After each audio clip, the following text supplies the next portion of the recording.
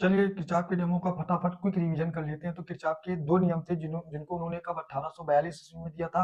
उन्होंने दो नियम दिए थे, जिसमें से पहला आपका नियम कौन सा था और दूसरा नियम क्या था। तो पहला नियम उनका क्या था, ये संधि या धारा का नियम था, और दूसरा जो नियम था वो पास का नियम या वोल्टेरा का नियम था। अब यहाँ पे अगर बात कर ली जाए क्या कि दोनों नियमों की, तो यहाँ पे पहला नियम उनका क्या था। तो पहला नियम था क्या कि सब क्या करा कि किसी वैद्युत परिपथ में किसी भी संधि या पर मिलने वाली समस्त धाराओं का बीजगणितीय योग शून्य होता है। मतलब क्या कि जितनी भी आपकी धाराएं क्या है आ रही है, अंदर से आ रही है, उनका योग, और जितनी यहाँ से ऐसे जा रही है उनका जो बीजगणितीय योग होगा वो शून्य होगा, जो यहाँ पे दिखाया गया है। देखिए जितनी भी धाराएं आ रही हैं और जितनी भी धाराएं क्या है जा रही है, उन सबका जो बीजगणितीय योग होगा वो शून्य होगा। ये पहला नियम उन्होंने बताया था।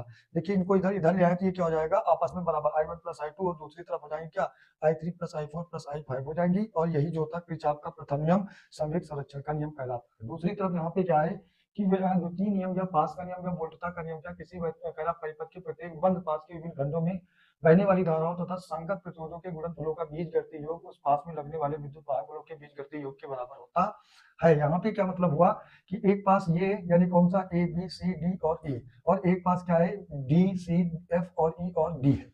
यहाँ पे दो पासों की बात की गई है, और यहाँ पे देखेंगे क्या कि जब ऊपर वाले पास को लगाएंगे तो ये I1 और I1 और ये हो जाएगा R1, क्योंकि ऊपर परिभाषा में क्या लिखा हुआ है कि प्रतिरोध और विसंगत धारा का गुणनफल, तो ये हो गया। दूसरे वाले में इसमें देखो तो यहाँ पे धारा और प्रतिरोध ये हो गया, लेकिन इसकी दिशा जो है इसके विपरीत होने के कारण इसको हम लोग माइनस में ले लेते हैं।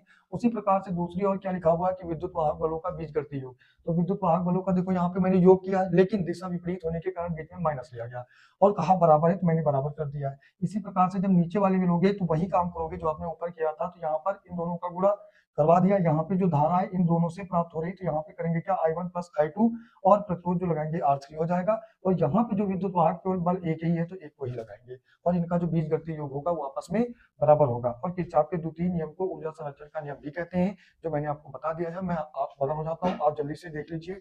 ये दोनों आपके जो है काय के किरचॉफ के नियम है, फटाफट आप इनको एक ही शॉट में कर लीजिए। तो फिर मिलते हैं अगली क्लास में, तब तक के लिए आप सभी को bye bye, tata and take care.